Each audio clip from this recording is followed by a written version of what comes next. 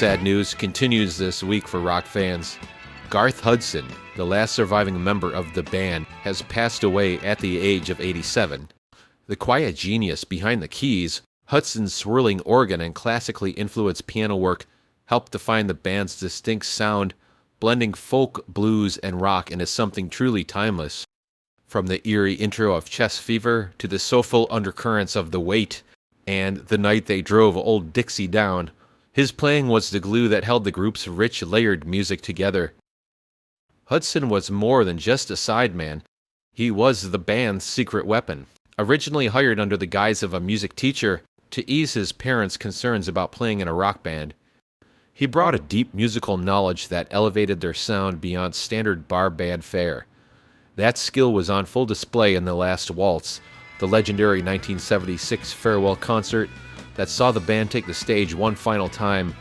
Backed by a lineup of rock royalty, Hudson's organ solo on Chest Fever that night remains one of the film's most haunting moments, and his quiet presence in the background, while the likes of Bob Dylan, Eric Clapton, and Joni Mitchell shared the spotlight, spoke volumes about his role in the group, the musical backbone, never the frontman. With Garth Hudson's passing, all 5 core members of the band, Levon Helm, Rich Danko, Richard Manuel, Robbie Robertson, and now Hudson, are gone. Before the band became legends in their own right, they were best known as Bob Dylan's backing group, then called the Hawks. It was during Dylan's transition to electric music in the mid-60s that Hudson's organ became a defining element of their sound, adding a ghostly richness to Dylan's raw, amplified folk. About a year ago, I saw him here in Sheffield at the City Hall, and I thought he was magnificent. And, I thought he just couldn't improve if he tried. Then the next thing that happened was he went really commercial with this backing group, and I didn't like that very much. I don't know what he's trying to do. I think he's conceding to to some sort of popular taste. I think it's a bad thing. I think he's prostituting himself.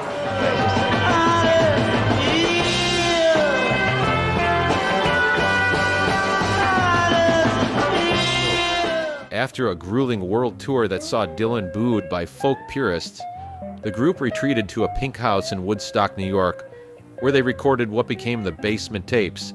These sessions, filled with loose, rootsy explorations, set the stage for the band's own debut, Music from the Big Pink, which helped reshape rock music by looking backwards, towards rustic American traditions, rather than the psychedelic excesses of the time.